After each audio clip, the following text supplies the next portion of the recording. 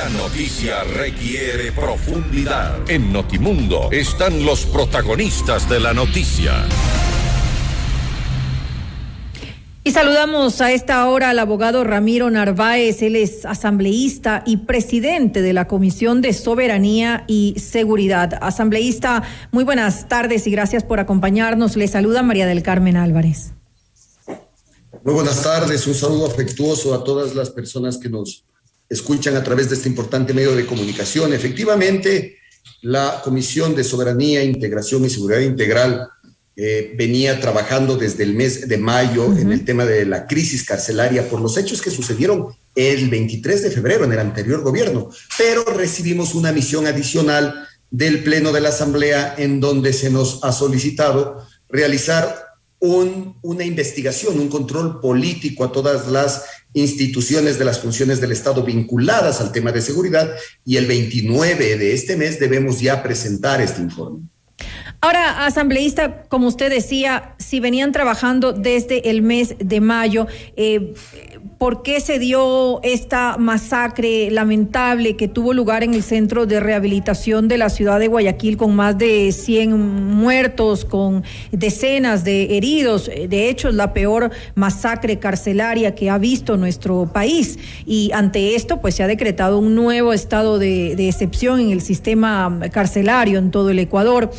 Nos hacemos esta pregunta justamente por eso que usted dice que ya se ha fiscalizado, ya se ha tratado. De hecho, sabemos que ustedes en algún momento, si no me equivoco, en el mes de junio, entregaron un informe al gobierno con algunas sugerencias que se habían ya implementado, que es lo que se había dado a conocer. Entonces, ¿no se pudo haber previsto tal vez esto y de alguna manera evitado que llegáramos a ese punto?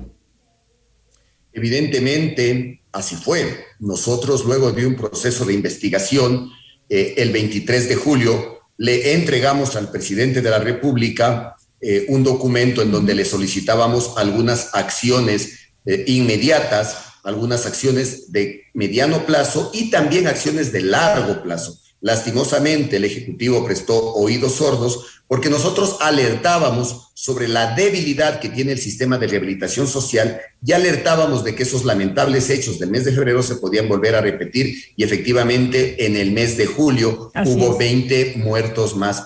Y el 5 de octubre le presentamos al Ejecutivo 33 recomendaciones de acción inmediata, que no requieren presupuesto, que no requieren transformaciones o cambios en las leyes, que lo único que requieren es la voluntad del Estado de reestructurar el sistema de rehabilitación social. Y yo manifiesto públicamente, insisto, el señor presidente ha tenido recomendaciones de la Asamblea Nacional, de la Corte Constitucional, de la Comisión Interamericana de Derechos Humanos, y también se ha sumado las Naciones Unidas. Por favor, señor presidente, escuche a estos organismos, que lo que queremos es aportar a las soluciones.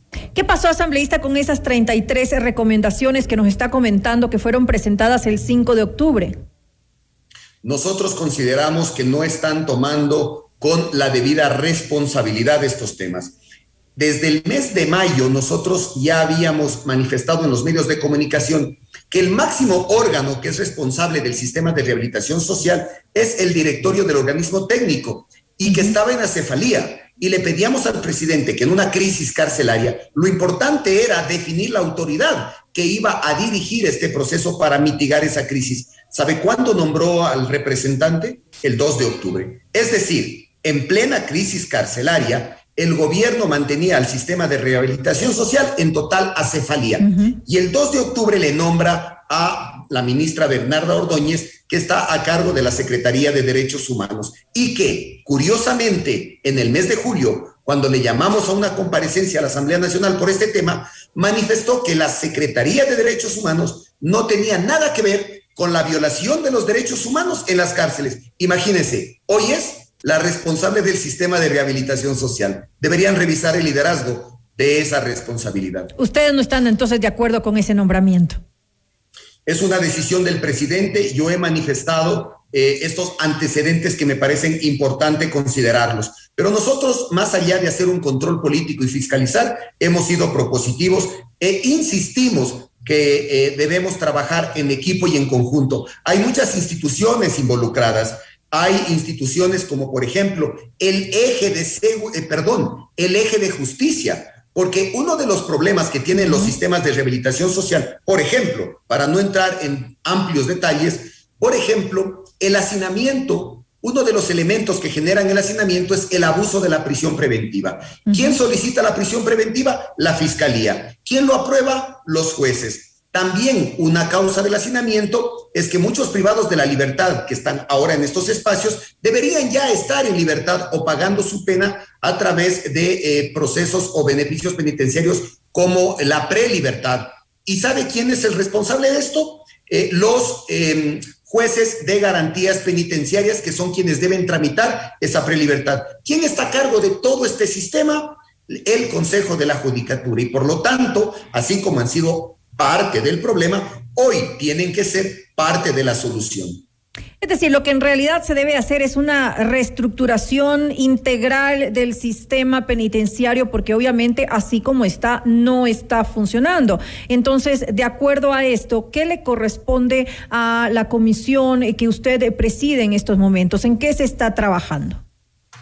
Mire, hoy estamos trabajando en el control político y la fiscalización y tenemos que presentar ese informe hasta el 29 de octubre. Eso no ha impedido que hagamos recomendaciones y que seamos los que más hemos insistido que efectivamente se necesita una reestructuración total del sistema de rehabilitación. Así se inviertan recursos. Cuando usted invierte recursos en algo que no sirve, que no funciona, que está mal estructurado, es un desperdicio de dinero. Hay que invertir recursos, pero de manera eficiente, pero en un nuevo sistema de rehabilitación social. Hoy día no hay responsable, porque el responsable es este organismo técnico presidido por la ministra Bernarda Ordóñez, y donde todos son responsables, nadie termina siendo responsable. Por eso la reestructura. ¿Qué le compete a la Asamblea Nacional? Adicional a la fiscalización y el control político, lo que nosotros estamos también haciendo es cumplir con nuestro rol de legislación. ¿Qué tenemos que hacer nosotros? Generar las leyes que fortalezcan a estas instituciones, generar las leyes que les permita, por ejemplo, a la Policía Nacional no solo fortalecerse, sino actuar de mejor manera para enfrentar el crimen, como por ejemplo con el procesamiento de la ley del uso progresivo de la fuerza, reformando también como Asamblea nos compete el Código Integral Penal. ¿Qué más nos compete? Detectar nuevas necesidades legislativas, porque hoy la delincuencia ya no ataca solo físicamente, tiene otras modalidades, también tiene una presencia regional, y tenemos que generar el marco legal para poder enfrentar todos juntos, no solo el legislativo, todos juntos a estas nuevas modalidades y nuevas organizaciones de crimen. Ahora, usted lo decía hace un momento, uno de los problemas más graves que tenemos en nuestras cárceles es el hacinamiento, pero la respuesta frente a esto es esa, es decir, es enfocarse en que de alguna manera se garantice el derecho a la libertad de muchos de los presos que en estos momentos no deberían estar en las cárceles, o de aquellos que no tienen, por ejemplo, ya sentencia ejecutoriada y se encuentran presos. De hecho, muchos de los que fallecieron no tenían sentencia y estaban en las cárceles. ¿Usted cree que esa es una solución importante para evitar estos problemas? Mire, esa es una solución de corto plazo, porque se ha generado un problema que nunca debió existir. 15,000 presos están sin sentencia. Este problema, o la solución a este problema, es parcial, porque nosotros no vamos a arreglar el problema si no se hace esta llamada reestructuración integral. Le doy otros ejemplos. El Ecuador tiene una de las leyes más estrictas y más punitivas. Es decir, por algunos temas que hay contravenciones en el país, en otros países hay otro tipo de sanciones, pero aquí se ha definido que vayan presos. Estuvo en la reforma del 2014 cuando se creó el Código Orgánico Integral Penal, y se hizo una reforma también en el 2019 porque pensábamos, por una presión social, que si endurecemos las penas había más seguridad, había menos delitos. Y hoy día tenemos penas duras que generan ese hacinamiento en las cárceles, y tenemos mayores índices de inseguridad, de violencia, de ataques en nuestros barrios. Por lo tanto, la solución no es endurecer las penas. Efectivamente, quien incumpla la ley tiene que pagar las consecuencias, Pero hoy día se ha popularizado el tema de complacer a los votantes de tal manera que hago leyes estrictas para congraciarme con la sociedad, pero no soluciono el problema de raíz. Mire, estamos criminalizando, y este término ya lo han utilizado muchos expertos y muchos asambleístas, pero estamos criminalizando la pobreza.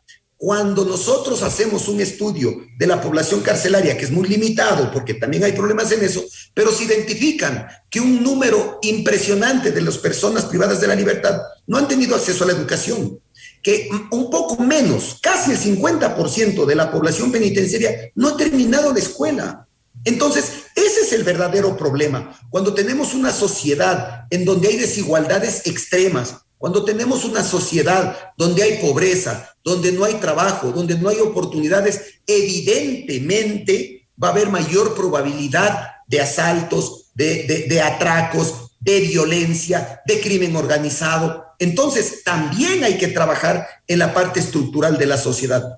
Mire, las respuestas son amplias, pero aquí lo importante es que todas las instituciones debemos sumar. La Asamblea Nacional ha sido muy responsable. Nosotros no estamos actuando en este tema desde la semana pasada o desde el 28 de septiembre, que hubo 117 muertes. Estamos desde el mes de mayo y le hemos anticipado al gobierno que debía tomar medidas y no lo hizo. Esperamos que ahora sí lo haga. Lo que no queremos es que en 2 semanas esta noticia pase y que nuevamente se deje en el abandono a estas personas privadas de la libertad que no tienen acceso a un proceso de rehabilitación social. Cuando entran personas por delitos menores para salvaguardar su vida, para que no sean extorsionados, terminan aliándose a las organizaciones internas y cuando salen en libertad terminan siendo parte de esas bandas. Por lo tanto, se profesionalizaron en el crimen. Y esto se da también porque no hay un verdadero sistema de rehabilitación social en el país. Ustedes ya lo habían pedido con anterioridad,